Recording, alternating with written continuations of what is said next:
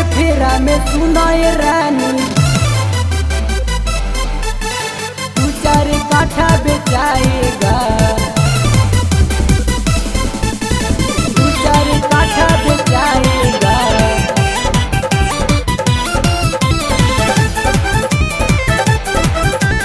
2-4 काठा बेचाएगा। सुनिए सहिया जी जाई न बजरिया, हमारे ले लही दिन ये कही घंघरिया।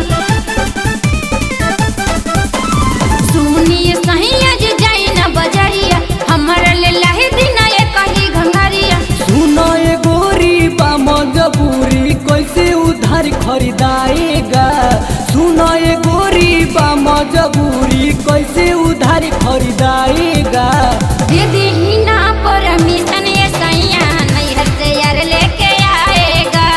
दीदी ही ना परमिशन ये सैया नैहर से यार लेके आएगा।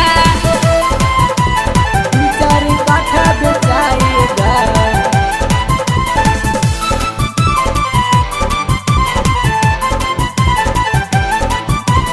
मेहर के फेरा में सुनाए रानी,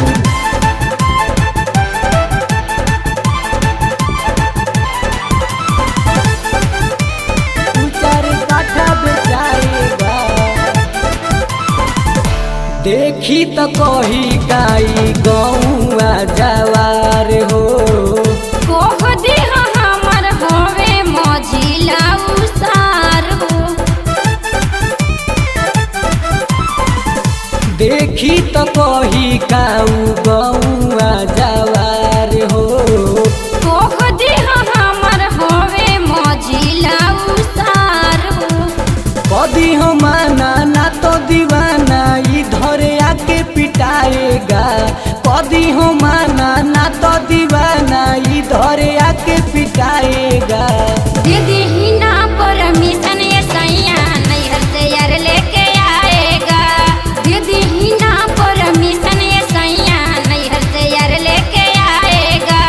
2-4 काठा बेचाएगा।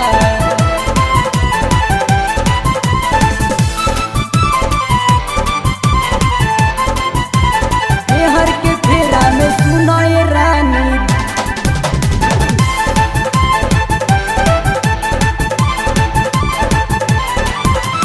2-4 काठा बेचाएगा। धीरी धर रानी हम ले आदिम सब सिंगार हो, तबे अखिलेश विमला से सविता करे हैं बहुते प्यार हो। धीरी धर रानी हम ले आदिम सब सिंगार हो। तबे अखिलेश विमला से सविता करे हैं बहुते प्यार हो। मेहर के फेरा में सुनाए रानी, 2-4 काठा बेचाएगा। मेहर के फेरा में सुनाए रानी, 2-4 काठा बेचाएगा। दीदी